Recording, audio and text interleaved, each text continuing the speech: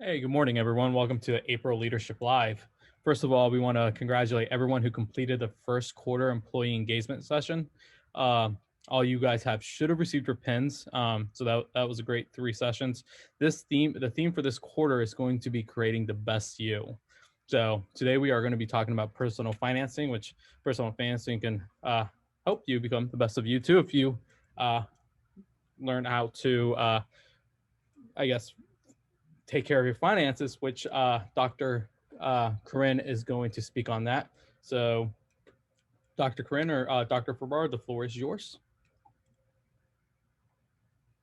Morning, everybody. Welcome to the April edition of Leadership Live. So I'm glad to introduce my colleague, Dr. Corrine Carr, who has been here on the faculty at Campbell for about 3 years. I should have looked this up. 4 years. 4 years. Yep. Time flies when you're having fun. She teaches finance, and just recently, here's a little brag. So recently, she's been approved to run this financial, I can't even describe it properly, a fund for students to invest real money. So she actually has some real money and real students who are going to make real investment decisions. So that's a pretty exciting opportunity for us. As far as I know, in the history of Campbell, we've never had an opportunity for students to practice with real money. So it's pretty exciting. And she's going to be running that. I'll just say a couple of other things. So she is a world-class athlete in both golf and pickleball. So she can tell you more about that. And she is a proud graduate of the best university in the world. And I'll let you all figure out where the best university in the world is just east of Lansing, Michigan. So to give you a clue. So welcome, Corrine. Thank you. So if you didn't get that hit, it's Michigan State University, greatest university because Mr. Edward also graduated from Michigan State. And yes, pickleball is one of my big loves in life. I played a lot of golf growing up and played in college, and then I found pickleball, and now I don't play very much golf anymore, but both great sports. And just to fill in, the fund is a student managed investment fund. So the students are actually making all of the decisions for the fund. I do have veto power, but they are making all the decisions. And it's a little bit of pressure entering the market at its high point. So hopefully the market continues to do well for a while. So our fund can look really good. All right, so I am going to get started and share my screen.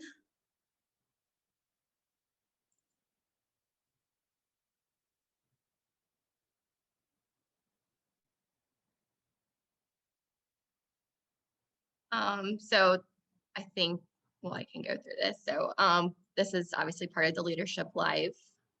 And we are in the second one, and I'm the first, it looks like I'm the first presentation of your second quarter. So hopefully this is all helpful for you all. All right, so we are discussing creating the best you. So we're going to focus on personal finance and specifically budgeting, saving, investing, and credit repair. And I will spend the most time on budgeting and credit repair, which really deserves the most attention out of these 4 categories, because you have to budget and repair your credit really in order to have savings and have money to invest. Let me. All right, so what is a budget? A budget is a plan for managing your income and expenditures. And the big reason to put together a budget is to help you reach your financial goals. And just generally, your budget does need to be flexible. Life changes, your income and expenses will change as your life changes. I mean, if you have kids, obviously your expenses will change drastically. So you do need to be able to have or be open to changing what your budget is. And budgets, once you get into it and you start trying to put one together, you'll realize that putting together a budget isn't the hard part. The hard part is committing to what you set up in your budget. All right, so the benefits of a budget, and this is really why you want to do one. A budget can help you put aside money for your savings goals. So when you put together a budget, you're not, figuring out what your income expenses are and you say, okay, well, whatever is left over, that's going to be my savings. You actually build your savings into your budget. So if this is something new to you, you can start with some small amounts every single month. I mean, you can make it $30 a month just so you start somewhere, but you definitely want to build some amount of savings into your budget every single month. And then it forces commitment. It forces you to find places in your life where you can save. Most people have some place they can save. I imagine almost everyone is going out to eat. Well, maybe not during COVID, but most are going out to eat sometime during the month, maybe a lot. That's a good place to save. Entertainment, and again, during COVID, this hasn't been much of an issue, but going to the movies, going to concerts, all of that, there's probably a place to save there as well. So there's always going to be, or most likely, there is a place, if you build up your budget, there is a place where you can save some amount of money every single month. And I would say start small, just to get in the groove. If you're competitive, you might start getting addicted to it. It'll be something fun to do. And then go from there. You want to prepare, the budget can help you prepare for your regular expenses. So every single month, you likely have regular expenses that you make. Maybe it's a mortgage, rent, utility bills. Most have some form of TV, whether it's Hulu, YouTube, cable. So the budget will help you prepare for those regular expenses you have every single month. More importantly, probably, it'll help you prepare for the unexpected expenses. So things that you don't necessarily plan on, like if maybe something happens to your car, maybe somebody gets sick and you have higher medical bills than expected. If you have a plan, if you have a budget, you're more likely to be able to handle those expenses. It'll help you control how you spend your money. If you have a very specific budget, every dollar will have a plan. So you will have dedicated a certain amount of money to every part of your life. And so it can actually be a very positive experience, because then if you've set aside maybe $100 for entertainment during the month, then during that month, as long as you stay within that $100, you don't have to feel guilty about going to the movies or whatever the entertainment choice is, because you know that you've planned out that amount of money and you're okay spending that amount of money on entertainment. So you can actually have some more guilt-free experiences when you budget. And because of all that, it'll reduce stress. And when every dollar has a plan, it can increase your confidence in your spending.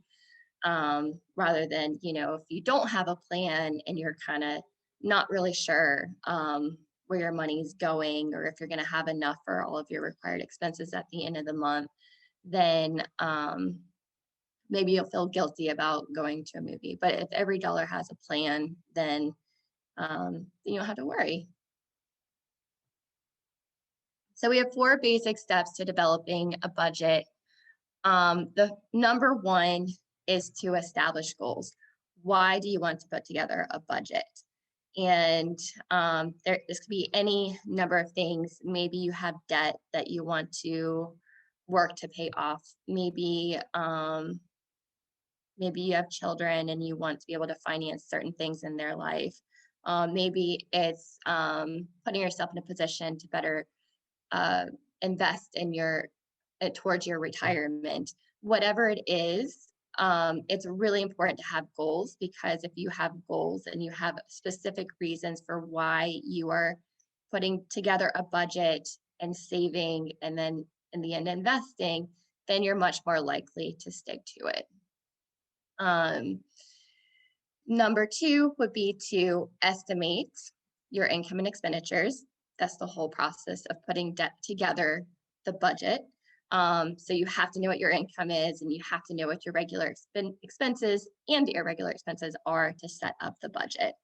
Once you've estimated your income and your expenses, the next step is to actually set up the budget. And then the budget's not really worth a whole lot unless you actually follow it. So the last step is to actually follow your budget. And then, of course, as things change, maybe your income changes, maybe life changes and your expenses have to adjust. If that happens, then you want to revise your budget. All right, so the first one, establishing your goals. Identify what you need and then what you want. So first, identify what you need, because those are the necessities, those are the things that you have to be able to afford. And then you go on to your wants. So those could be, the wants are maybe a vacation, maybe it's being able to go to a concert, whatever it is, be sure to identify it. Because again, if you have something, and I have this in here too, be specific.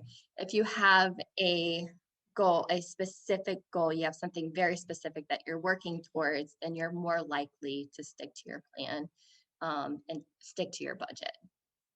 It's also very important to be realistic. You know, if your income is maybe 40,000 a year, you probably don't want to make your goal to buy a really expensive car, or maybe a Mercedes or a luxury vehicle. You want, or if you're vacation, if your plan is to take a vacation, be realistic in what your family can afford. And part of that is, if you're realistic, you're able to achieve your goal, and that would be success, and success feels good. So you want to make sure that you're realistic. There's a goal that you can actually achieve, and then when you achieve that goal, you see progress, you see success, and you're more likely then to continue with your budget, continue planning, continuing to set goals in the future, rather than if you have unrealistic goals, you may never meet those goals, and that can be very discouraging, and you may just give up. So make sure you're realistic, you set goals that you can actually achieve, and then hopefully once you achieve those goals, you'll see how great it is setting a budget, reaching your goals, and you'll continue to do it in the future. Ideally, you'll have some short range, medium range, and long range goals. Your short range goals could be just saving a certain amount every month, and not going over your budget.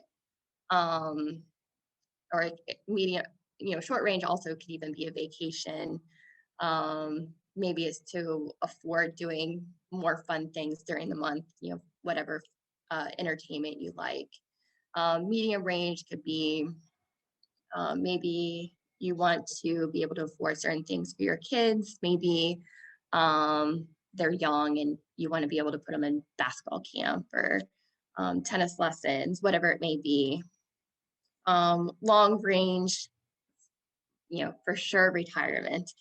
I tell everyone, save, please save and invest for retirement, because nobody wants to have to work their entire life. And if you don't budget and save and invest, then good chance you're going to end up feeling like you have to work your entire life. And, maybe you love your job, maybe you'd be totally fine working forever, but nobody wants to have to do it. If you end up in a position where you're working just because you want to, that's an amazing position to be in. And in order to get to that place, which is possible, it's possible, I'm sure, for all of you, to get to this place in life where you're going to retire and maybe you want to work, but you won't have to work. In order to get to that place, you have to save, you have to set money aside for your future. And the last thing we're going to talk about is investing. The fastest and easiest way to get there is by investing some amount of money, investing in your retirement. All right. So I am going to say not a whole lot about actually estimating all these things, just because there are apps today that do a lot of this for you. So I will go over the general process, but I know that so doing this by hand can be relatively time consuming, and I know the more, everybody's busy, the more time you have to commit to something like this, the less likely you are to do it. I'm certainly guilty of that. So I'm just going to kind of briefly go over how to set up a budget by hand, but then I'm going to discuss a few apps that will do a lot of the work for you. So when estimating income and expenditures, choose a budget period, and ideally you will track your income and expenses for about 4 weeks, so a month. And it's really important that you do at least a month, because there are obviously a lot of monthly expenses that come up, and you want to make sure that you're capturing all of that. So make sure you're tracking for at least a month. Once you track, figure out what your average income per budget period is, and then figure out what your average expenses per budget period are. And once you do that, you have a feel for what you can probably save, or maybe where you're possibly spending too much and where you can take some of that money and transfer it over to savings. And then maybe you have something left over that you can do whatever you want with. So just a few, these are really just a few definitions. So savings would be a cash set aside in a bank account to use for financial emergencies and goals. Savings, this is something, as I mentioned, that is going to actually be built into your budget. And the first step will be planning for financial emergencies, making sure that if anything doesn't go as planned in your life, which happens all the time, that you have some money set aside to take care of that. And then whatever's left over, that's going to go towards your goals. But for sure, the first step will be setting money aside for financial emergencies. And I'll mention this again later, but the recommendation is to have a plan for 3 to 6 months of expenses, and obviously maybe err on the longer side. And I think the last year's probably taught everyone anything can happen. We've had the pandemic now for over a year, and a lot of people were hurt by it. So certainly, plan for financial emergencies, and if you can plan on the longer end of things, that would be ideal. So we have regular expenses. These are the essential monthly payments that you have every single month. So this could be rent, mortgage, utilities, car payment, anything that is a regular expense that happens every single month. And you probably know approximately what it's going to be. Your rent and mortgage are going to be the same amount. Utilities are generally within some range that you can kind of plan on. Car payment will likely be car payment will be the same every month unless you decide to put more money towards it. And then you have your variable expenses, and these are your day-to-day living expenses that will likely vary a little bit month to month. So what you spend on food, your clothes, transportation, medical care can, you don't necessarily know when you're going to have to go to the doctor, entertainment, gifts. So anything that is going to be different from month to month. Okay, so if you were to do this by hand, figure out what your income is, what your regular expenses are, what your variable expenses are. Now, if you use a credit card, it's a lot easier just because you can go back and look at your report and see, where did your money go, and you can, put it in. If you can do it by hand, or I love Excel. Excel is amazing, so you can do it in Excel. But it requires you to go through all of your credit card statements and pull out, what is your regular expense and what are your variable expense, or your bank account. And that can be time consuming. And then the other side of it is, so this actually is an argument to use a credit card over a debit card or cash. If you use a credit card, you actually know where your money is going, which is huge. If you know where your money is going, it's easier to have a plan. But I would not encourage that unless you feel confident in your ability to make your payments on time every single month. But if you can do that, it's easier to track everything if you're using a credit card versus a debit card or cash. But of course, it's very, very important that you're making all of your payments on time.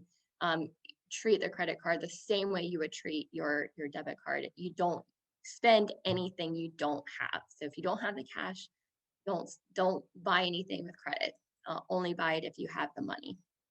And also with these apps, it's very helpful because Pocket Guard, you need a budget, Mint, the way that they track your spending and build a budget, you link all of your accounts to these apps. So your credit cards, your bank accounts, if you have investments, link those.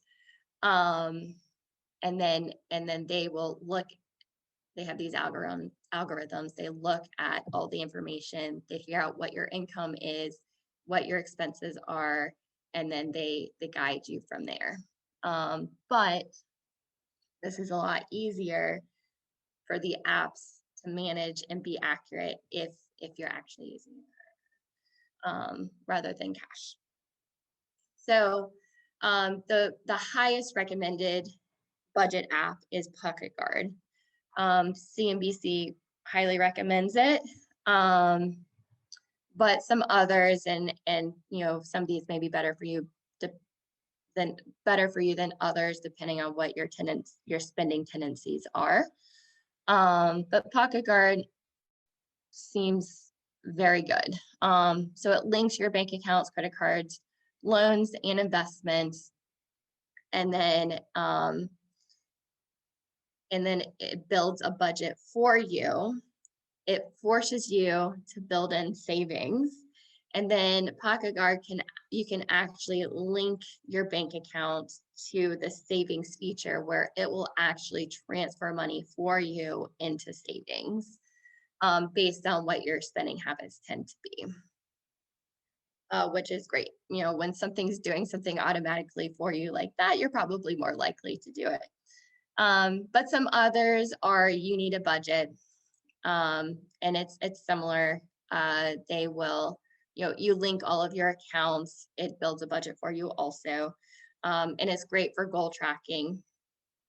And then Mint also, same idea, you link your accounts. But just based on what I've looked at, Pocket Guard is the best one. So anyway, I know you're busy. Sitting down and building a budget by hand probably doesn't sound like very much fun. So my recommendation is to use a budget or a budget app, because the only work you have to do is linking your accounts, and then the app will build your budget for you. Now you would need to kind of go through and make sure that they are labeling everything properly, because they're using a program to categorize everything and they may not get it totally right, but your work will be relatively minimal in terms of setting it. But you still need to have goals. You still need to have something you're working towards. All this does is set up the budget. So you still need to commit to it, work towards your goals, set aside your savings, and this is the first step really to putting yourself in a better financial position. All right. The next step is credit repair. Hopefully not too many of you are dealing with this, because when your credit gets damaged, it really can be a painful experience. But if you are going through it, or if your credit has been harmed, then these are going to be a few tips that can really help you. So the process of credit repair, it's the process of removing information that shouldn't be on your credit report. You and nobody else can remove negative marks if the information is accurate. So I know there are companies out there that say, you know, they can help improve your credit, they can do these amazing things for you.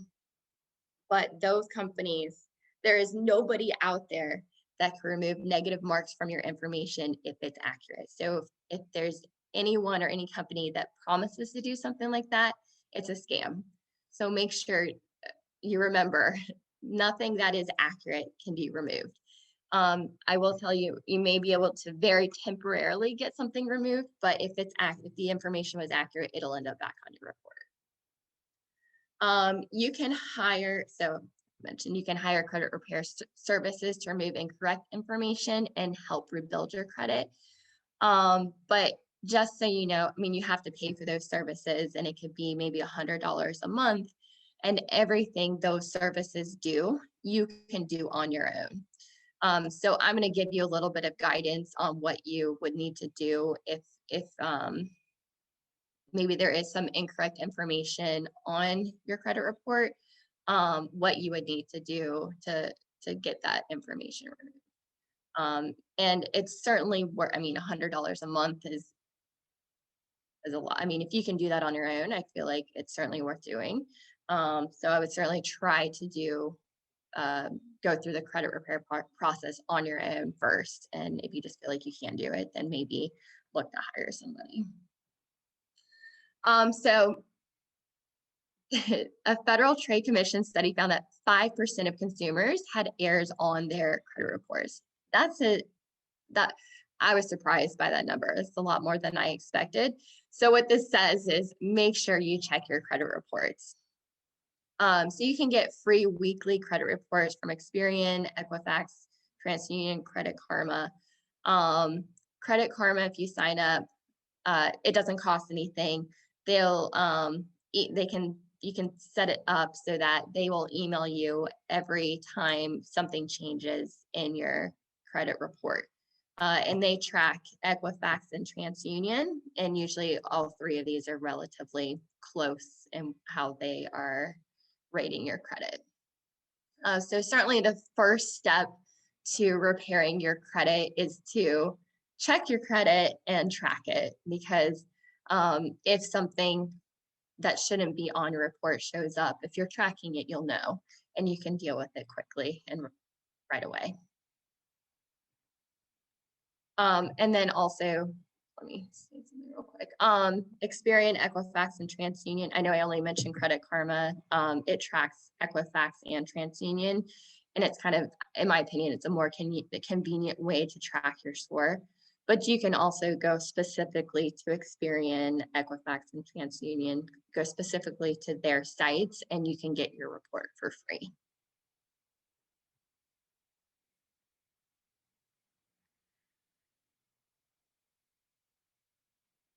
All right, so the errors that can be addressed. Accounts that don't belong to you, you can get those removed. Any bankruptcy or other legal actions that were not yours can be removed. Misspellings that cause incorrect entries should be removed. However, if there are misspellings that are causing incorrect entries, it's probably the creditor that is reporting that information. So you would want to determine which line of credit, or if it's a most likely would be credit. So figure out which one has the misspelling, and it's probably faster to deal with the creditor rather than the credit bureau. Negative marks that are too old to be included, and I'm going to go over how long certain things should be on your record. But if something is beyond that date, it shouldn't be on your report anymore. And any debt that can't be validated or verified should not be on your credit report. So knowing what can be addressed, what you can remove, is also an important step to repairing your credit. So if there is anything inaccurate on your report, the credit bureau must take it off. And just knowing some of these things, you may also want to deal with the creditor. So how long does information stay on your credit report? So making your payments on time. If you ever missed a payment, this would be on your, accounts paid as agreed. This is on your report for 10 years. If you declare bankruptcy, that's on your report for 10 years. Collections, 7 years. Judgment, 7 years. Late payments, 7 years. And paid tax lien, 7 years. And something that is not paid off, so unpaid tax liens, this will stay on your report indefinitely, so until you pay them. And then it's on there for 7 years. So also knowing, since this is something that you can address, if it's incorrect on your credit report, it's important to know how long this information is supposed to be on your report. Okay, so how do you actually fix the problems yourself? So if you find an error on your credit report, then what you want to do is go online, and all 3 credit bureaus have a dispute process. And what you will do is go to their websites, and then if you go all the way down to the bottom of their main page, there is a place where you can start the dispute process.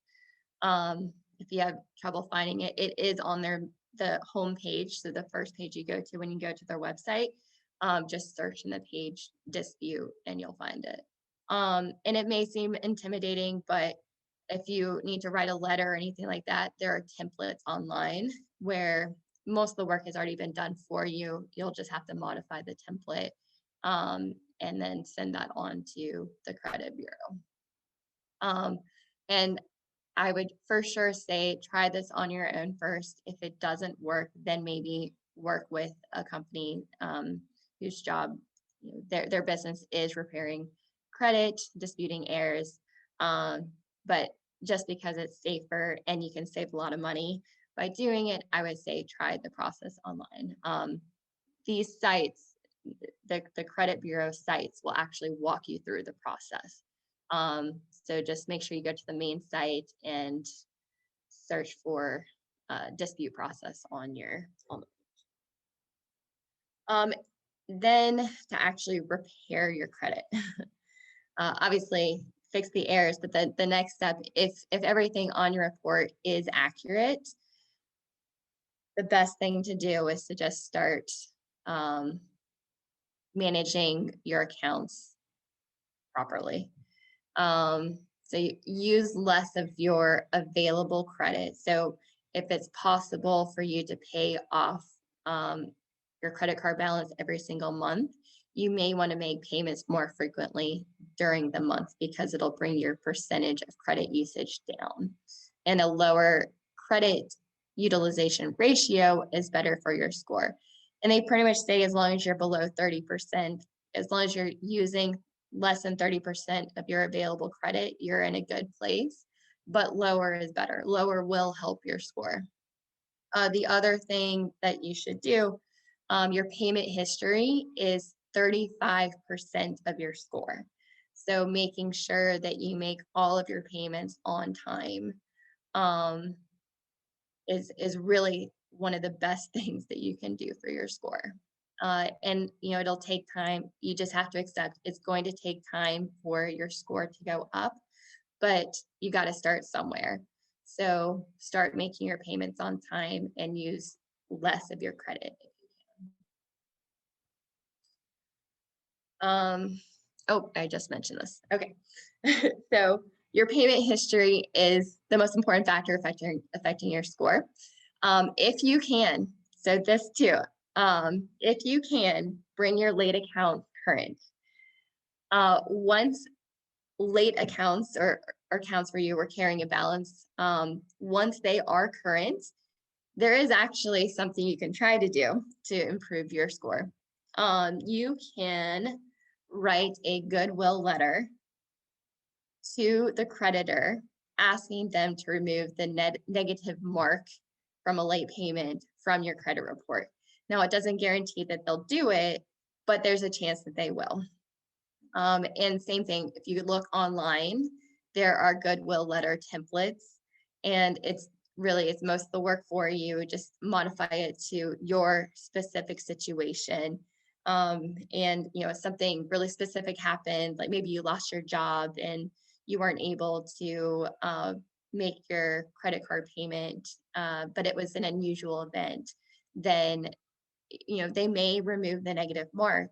And something as simple as this, it could improve your score 100 points. This is the one mistake I have made in my life. I've had perfect credit. I've done everything right. I had one late payment, and I'll tell you, day to day, I'm a little bit of a disaster. Without auto pay, I would probably be late frequently, but I set up auto pay on all my accounts. But there was one credit card where I could not set up auto pay, and of course, I was late. And it was, I didn't use a credit card often. I used very little of the credit, and it was a low credit card bill, and I just forgot to pay it, and it brought down my score. Just that one mistake brought down my score over 100 points. And to be honest, I didn't deal with it. I figured, as one mistake, it hurt me really badly, but it's probably going to be short term. My score will bounce back quickly, and it was not. It did not happen quickly. I would say, this happened years ago, and my score still isn't back where it was. So what I should have done, and I didn't, it was write a goodwill letter, because most likely they would have removed the mark. It was, you look at my history, it was one mistake. That card, it was the only time it's happened. So probably they would remove the mark. So it's absolutely worth a try to write a goodwill letter, and all they can do is say no. It's absolutely worth it to try to improve your score. The other thing you can do, and there are commercials now that are promoting this. There's something called Experian Boost. So Experian, one of the credit bureaus, they have something called Experian Boost that you can go to. So you can go to their website, or there's an Experian app, and Experian Boost allows you to link your any bill payments that you have. So utilities, even if it's Hulu, Netflix, just showing that you're responsible about paying your bills. You can possibly use that to boost your score. Now, Experian does not promise that it'll actually effectively increase your score, or that anybody extending credit to you will care that you pay your bills on time, those types of bills on time, but you never know. It is certainly worth trying. Maybe they will care. So I would recommend looking into Experian Boost if you're good about paying your regular bills, and maybe boosting your score a few points that way. And before I move on to the next thing, why would you care about your credit? Anytime you're borrowing money, So if you want to buy a house or if you want to buy a car and you're going to borrow money to do it, your credit score is very important. It affects the interest rate that you are charged, or whether you're going to be extended credit at all, or given a loan at all. So it can affect whether or not you can actually get a loan, and the interest rate. And the lower the interest rate, the better. It can save you an enormous amount of money over time.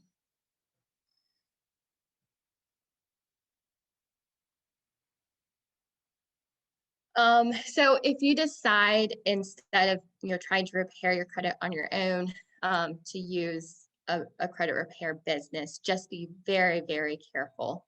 The credit repair business is known for scams. So just know, a credit repair company cannot do anything you can't do. They can't remove negative information that's accurate. Just like you can't remove negative information that's accurate. So for sure, if any company promises that they can do that, you know it's a scam. So don't believe it. They can't do it. And this is why I would really strongly encourage you to try to repair your credit on your own. Anything the repair company can do, you can do. And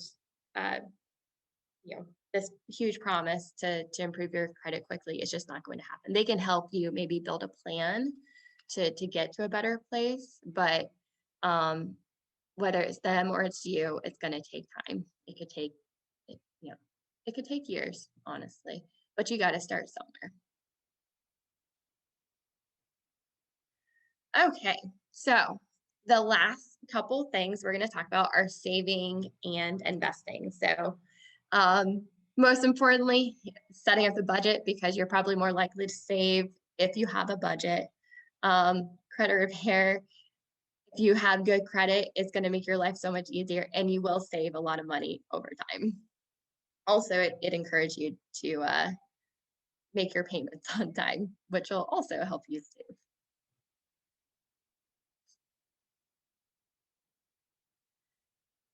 So saving will make sure that you have funds available for an emergency. They recommend that you have enough savings on hand to basically fund your life for 3 to 6 months. So manage all of your necessary expenses for 3 to 6 months. Obviously, if you want to be on the safer side, go for 6 months. Anything can happen. Life is unpredictable. You want to have money set aside in case your car breaks down, something unexpected happens health-wise, maybe you lose your job, whatever it is. You don't want to be in a position where you can't afford your life at all if something like that happens.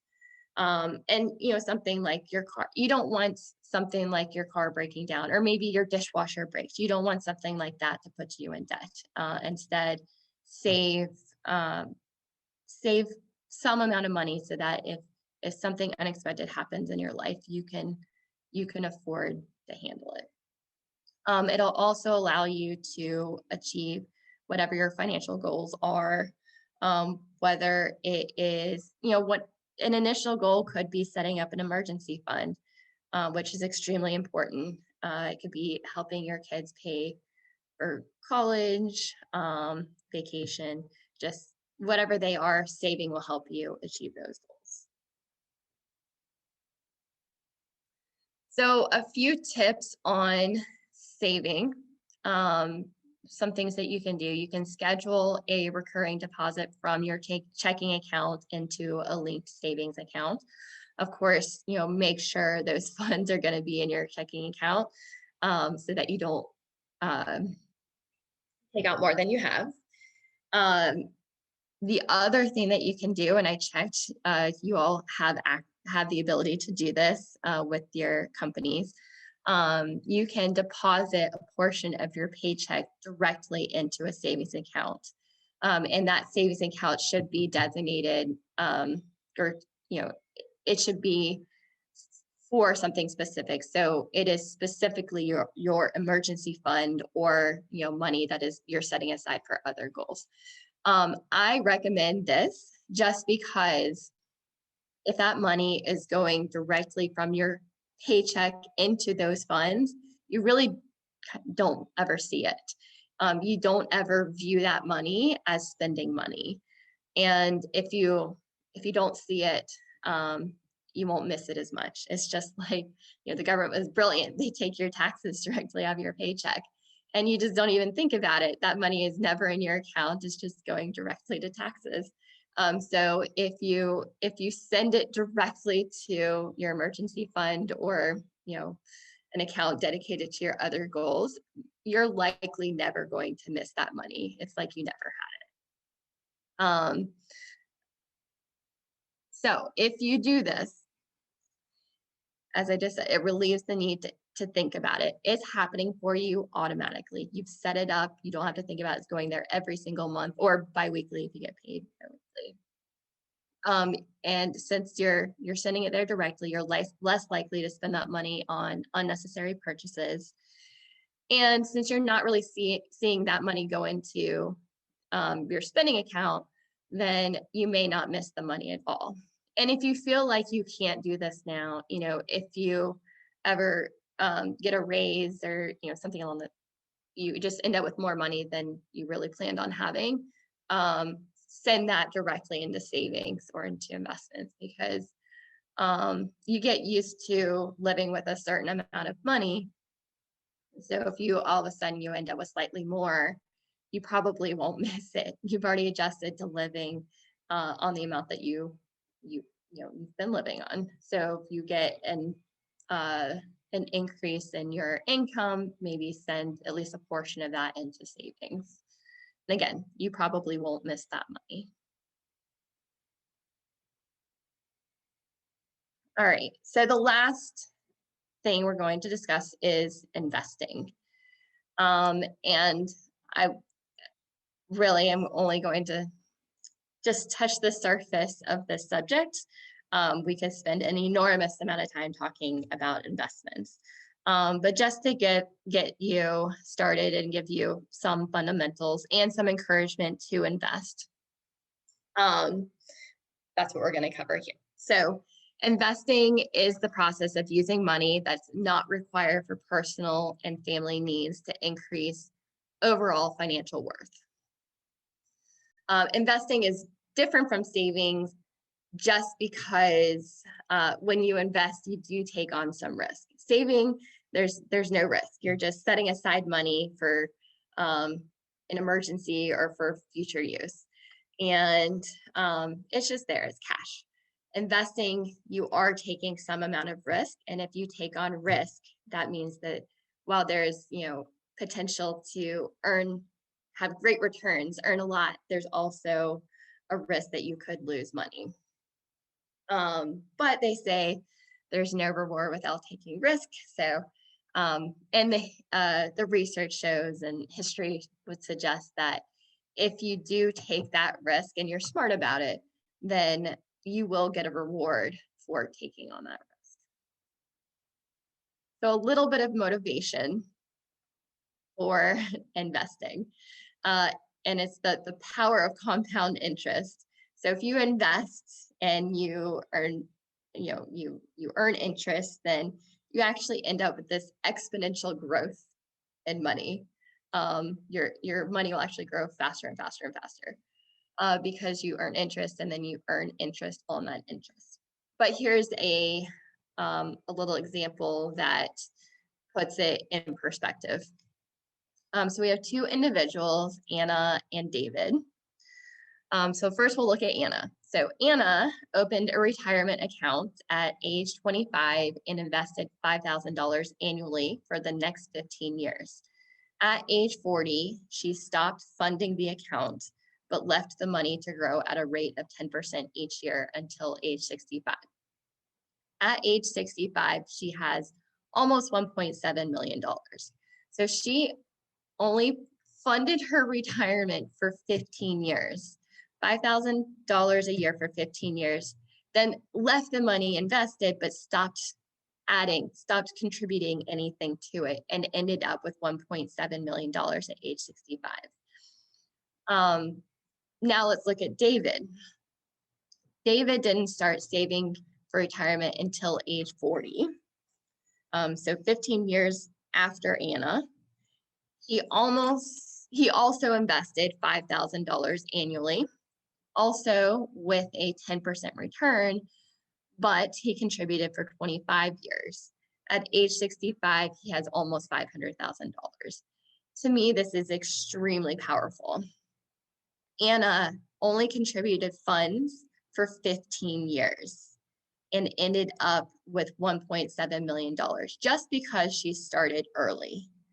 David contributed money for 25 years, 10 years longer than Anna, and then only ended up with $500,000. This is shocking. Anna has contributions for 15 years, David for 25 years, and we have Anna ending up with 1.7 million and David with 500,000. Now, you all may not be 25, and that's totally fine. What this suggests is that starting to invest sooner rather than later is what's important. It doesn't matter if you're 30, 35, 40, it doesn't matter. What this says is that you want to start investing in your retirement as soon as possible. So if you haven't started doing that, then do it now. Because you just don't want to put it off any longer. And honestly, I know people in their 40s and they haven't started saving at all. Like, oh, it just hurts my heart. So I think this is extremely important. This is what's going to allow you to work only because you want to, not because you have to once you hit the retirement age. So how do you go about doing this? There are two retirement accounts that I would recommend. The 401k, I know you all have this, you all can invest in a 401k plan through your companies. So the 401k plan, what's actually happening, you are dedicating a portion of your pre-tax salary to a retirement account. Once you hit retirement age, you can withdraw this money without any penalty, but you'll pay taxes on what you take out. I have been told that you all get matched up to 3%. So I would say at the very least, contribute what you have to get that 3% match. But I would recommend contributing more. This too is going to be taken directly out of your paycheck. You're most likely not going to miss it. If you don't ever see that money go into your checking account. And this it gets invested for you. You don't have to do anything. You're just sending the money there. And this is for sure the first step towards planning for your retirement and investing in your retirement. If you want to do something besides the 401k, my suggestion is a Roth IRA. The Roth IRA is a little bit well, it's actually quite different. The Roth IRA, you actually pay taxes on the money that goes into your accounts. But assuming that money grows, you earn interest and capital gains, and dividends. Assuming that whatever you've invested grows, when you withdraw that money, once you hit retirement age, those withdrawals are not taxed. So the Roth IRA is great if you think that either you're going to end up in a higher tax bracket down the road, or if you believe the government's going to raise taxes. Because you're paying those taxes today, you're not going to have to pay them in the future. The only downside to the Roth IRA is that either you have to decide what the money is invested in, or you pay a broker to help, or financial advisor to help you invest that money. So you are making the decisions yourself. So I would suggest 401k. That money is being put into most likely a target fund for you. It's all the work's being done for you. You just have to send the money there. The Roth IRA, I think, is great from a tax standpoint, but you do need to do the investing yourself. But whatever you decide to do, for sure, invest in, it could be, maybe you're investing for something besides retirement, but for sure, plan for your retirement. You don't want to feel like you have to work your whole life. And I know people who are in that position, and it's just, it hurts. I have a sister who's in a position where she's probably, unless, she'll probably end up with help, but without help, she's in a place where she will end up working her whole life, and nobody wants to have to do that. So if you decide to go the route where you're deciding yourself where your money is going to go, I want to go over a few types of investments. Here are the basics. So we have stocks, bonds, mutual funds, and ETFs. If you invest in stocks, you're actually buying a probably very tiny portion of a company. So if you buy Apple stock, you are actually purchasing a portion of that company. You actually own, when you buy Apple stock, you actually own a tiny percentage of Apple. And by owning stock, your returns may come from capital gains. So if the stock price goes up, you're going to gain in that sense, or through dividends. I don't recommend, if you're going to invest yourself, I don't recommend picking stocks. It takes a lot of time. You need to research. It's riskier. There are professionals out there. They do this for a living, and they can't pick stocks well enough to beat the market year after year after year. There are very few who are able to do that. Now, if you have money that you can play with, it can be fun. But if this is really serious money that you are putting aside for your retirement, I would not start out investing in individual stocks. The other option is bonds. So when a company purchases a bond, when an individual purchases a bond from a company, they're actually lending money to the company. And it's different because with a bond, the company is actually obligated to make payments to the owner of the bond. So whether it's interest or principal at the end.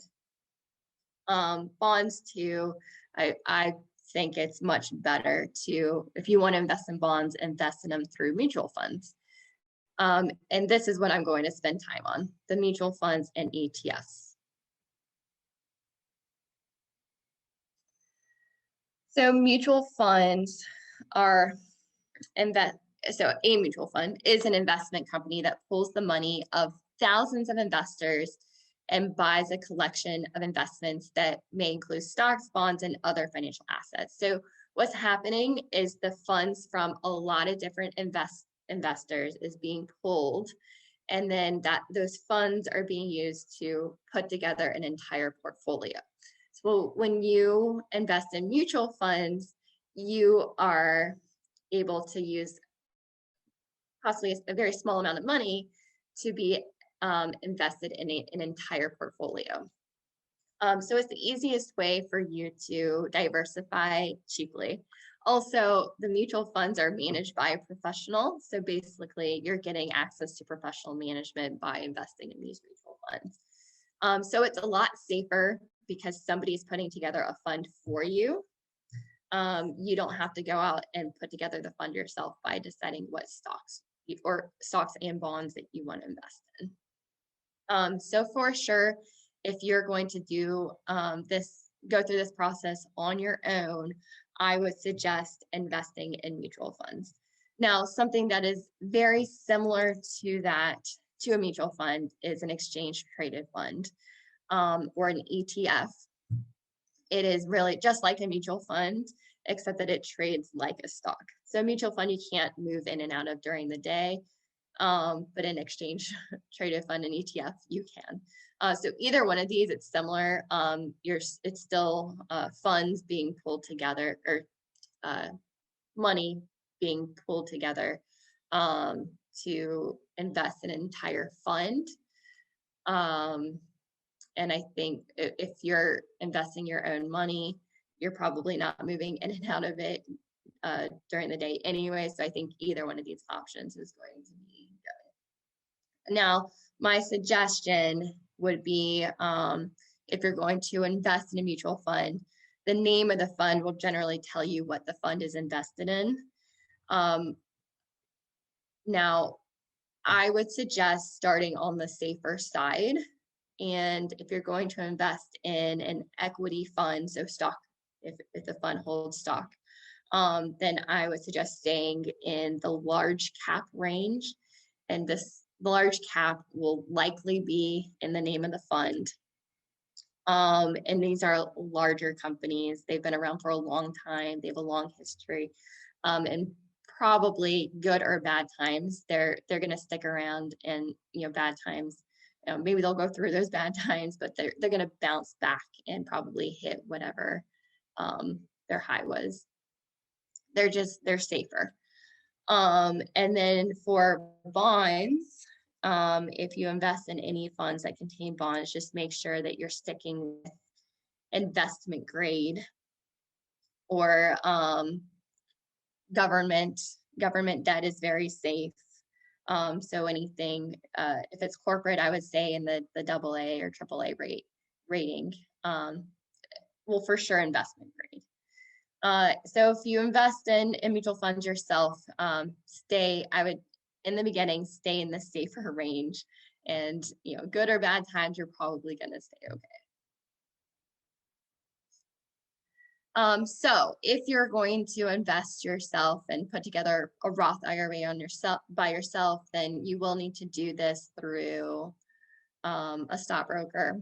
And these are some options. You have E-Trade, TD Ameritrade, JP Morgan, Interactive Brokers. You probably have heard of all of these. Now, the only thing I would say is I actually like these better than Robinhood. I think that I've just found Robinhood is very phone friendly. You've got your investments at your fingertips all the time. And I had students ask me about Robinhood. I was like, oh, well, I should probably check it out. I keep getting all these questions. So I opened up an account and looked, put some money in there and invested it. And I almost became, for a brief period of time, I was addicted to it because I can just look at my investments every second of every day if I want to. And it's just not a good way to do it. E-Trade, TD Ameritrade, I think some people say it's the negative, but they're just not quite as fingertip ready. And it's easier to put your investments in there, and you kind of just you have your plan. This is what you're going to invest in. It's going to be a long term, and investments, I can tell you, they're going to move up and they're going to move down. It's just the way it is. But if you're not looking at it every single day, it won't freak you out. So I would suggest using one of these. And to set up an account, you'll just go to their site. They'll walk you through the process, and it should be relatively straightforward. All right, so your investment plan. So I think you're seeing a theme here. We've seen it with the putting together a budget, saving, even repairing your credit. Decide on your goals and stick to them. If you have goals, you're a whole lot more likely to stick to your plan. So have your goals, be very specific about what they are, and stick to what those goals are.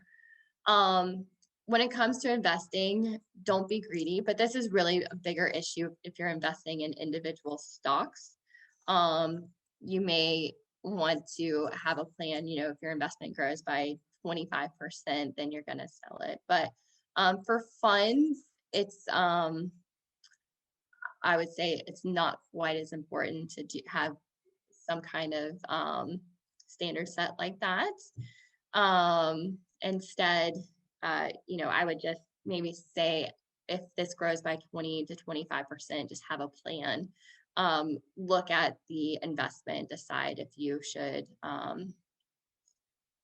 maybe sell, move into something else. Just I would reassess at that point. Passive investing. So this would be, even if you're going to invest in mutual funds, there are actively managed mutual funds and passively managed funds. And passive funds do tend to do better than the actively managed funds, and they're cheaper. So that just means that there's not a lot of movement in and out of stocks. Instead, the portfolio is basically set, and you kind of just watch it grow. There may be rebalancing, but there's not a lot of moving in and out of companies. And then educate yourself. So this was for the investment side of things. This was very brief. And so what I'm going to do is give you a suggestion. My favorite books that I've read, they're actually basically the same book.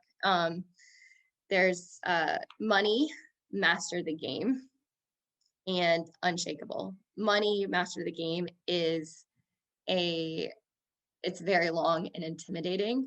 So there's a shorter version of it, and the shorter version of it is called Unshakable. And these are by Tony Robbins, who's also a motivational speaker, but I think he's amazing. He gives a plan that really anybody can do.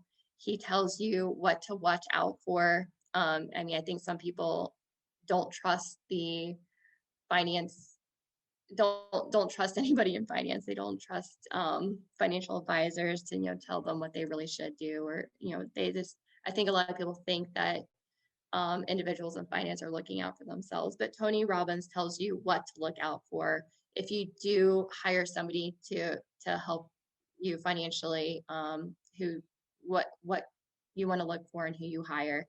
And then also, if you want to do things on your own, he gives you a plan. So just to further educate yourself, I think Unshakable by Tony Robbins is an amazing place to start. And even if you have a book on tape and you listen to it in your car, he's actually very easy to listen to. He's entertaining. So, and very positive and uplifting, which I like very much. So that is all. So I hope this helped you all, or at least makes you feel more comfortable in getting started saving and investing and preparing your credit. I think a lot of this is having confidence that you're doing the right thing. So do you all have any questions?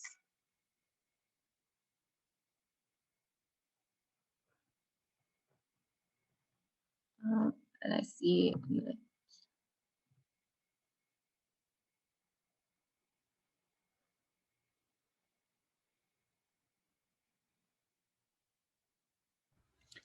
there's a question in the chat from Dan. He asked, what is your opinion on cryptocurrency? Oh, so I get this question a lot. I am not currently invested in it, and I've been very hesitant to get into it, mainly because I've looked at it and felt like, where is the value? And I actually just read an article that was very interesting, and it really suggested that a lot of these cryptocurrencies, it's hard to find the value there. It seems like there's value there just because people believe there's value, and that's not real value. But there are a few cryptocurrencies out there where the technology is very important, and so Ethereum, for example. Ethereum is something that basically people can use the Ethereum technology to build apps. And right now, they are the #1 choice for app building. And so you can look at Ethereum and see that there is value. So if you're going to invest in cryptocurrency, I would just be very careful. I think it is important to, when you're investing in something, you can actually see the value behind whatever the price is. And I will say personally, it's hard for me to look at Bitcoin and say, well, I see the value there. I did feel like after looking into Ethereum, I think there is value there. And it's not the only one. There are others out there. So, and then who knows, that I've read articles that suggest that, right now there are a bunch of cryptocurrencies and it's going to change. There's going to be more of a winner take all at the end of this. And there may be one or two or three that are long lasting. So just be careful. If you want to invest in cryptocurrency, then just do your research. And no matter what you decide to invest in, just be ready for a very wild ride, because it is up and down. I mean, major swings. The next question is from Elmar. He wants to know, how does being a co-signer affect your credit? It just, if you are the co-signer, Yes. so if you are the co-signer, I would just make sure that you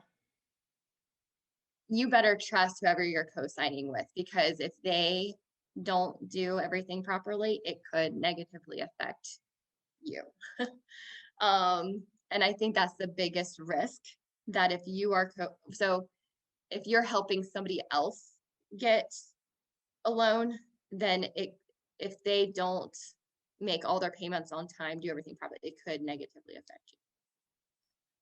And if somebody is co-signing with you, I think that the biggest thing there is that you won't get the same boost in your credit by making payments on time as you would if you did not have a co-signer.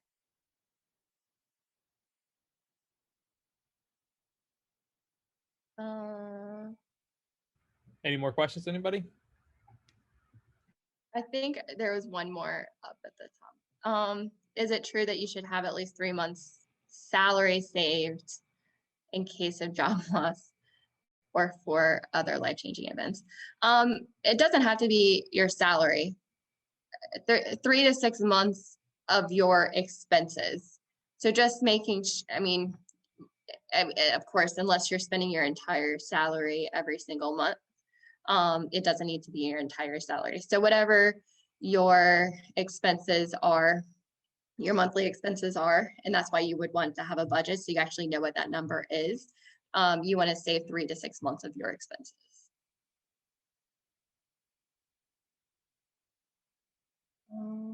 Anything else?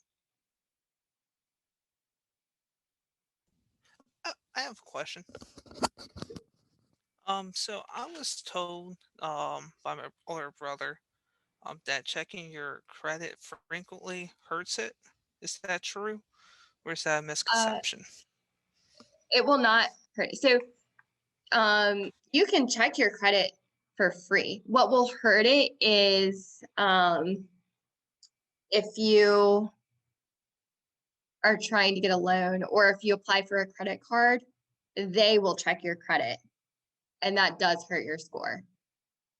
But so there are hard hits and soft hits.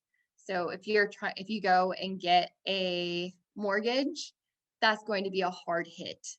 Credit cards shouldn't be hard hits. They should be soft. But anyway, either way, hard or soft, it is going to hurt your credit, but those are temporary.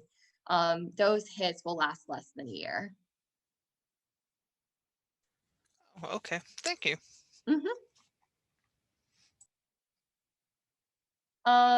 Investing in ETFs, it's honestly very similar to a mutual fund. The difference is that the ETFs do, so a mutual fund, the value is coming from, same for both, but the mutual fund, the value is directly determined by what is held in the mutual fund. You actually take, it's called a net asset value. The ETFs, they're being traded on the market like a stock. Sorry, there was a question. Can you discuss investing in ETFs?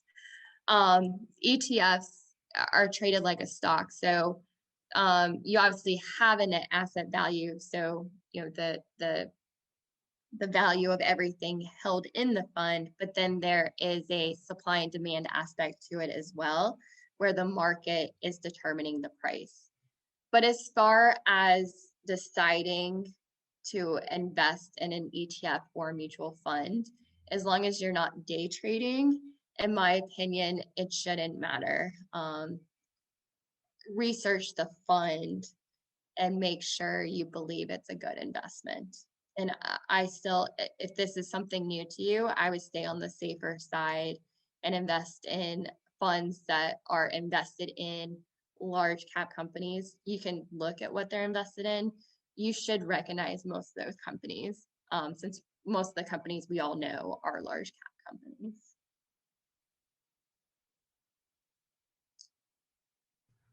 Anything else?